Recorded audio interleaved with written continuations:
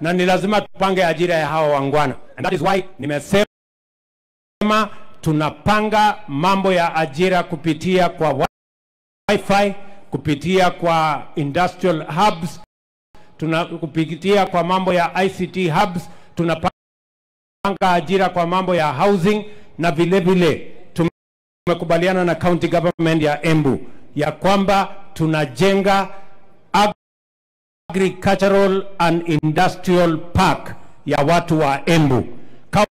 County government inaweka 250 million, national government inaweka 250 million. Mukisoma gazeti ya leo, tayari tumetangaza kandarasi ya ile county aggregation and industrial park 14 ikiweko county aggregation park ya Embu County. Tunaelewana?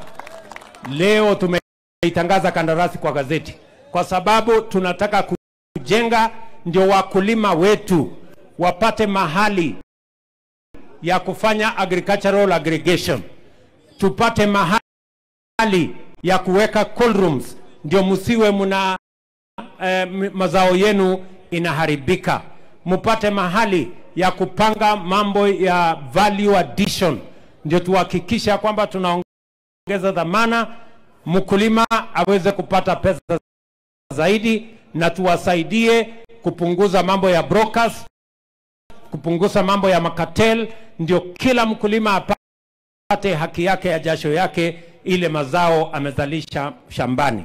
Tumekubaliana watu wa Embu? Mimi nitarudi hapa hivi karibuni tukikamilisha hiyo kandarasi, tukuje tuianzishe hiyo mjengo hapa kwenu, ndio tuwe na mahali ya aggregation, tuwe na mahali ya value addition, tuwe na mahali ya cold rooms, ndio tuweze kuwasaidia kama wananchi wa Embu wakati tunafanya mpango wa taifa letu la Kenya. Watu wa Embu tunakubaliana jameni? Mnasema tuendelee namna hiyo ama mnataka tupangane na wale watu wanatusumbua? Tuendelee namna hiyo? Tupange ajira na tupange biashara na tuweke mkazo kilimo. Na nimesema hivi, nimekubaliana pia na gavana wenu ya kwamba hapa Embu nyinyi ni wakulima sugu sana wa mambo ya maziwa, nyinyi ni wafugaji, na kwa sababu nyinyi ni wafugaji tunawapatia milk coolers 20 mpya ambayo itakuja hapa Embu ili mtumie kukusanya maziwa yenu, na muweke hiyo maziwa mahali kuna cold room, hiyo cooling facility. Ndio tuanze mambo ya value addition, badala ya kuuza maziwa ikiwa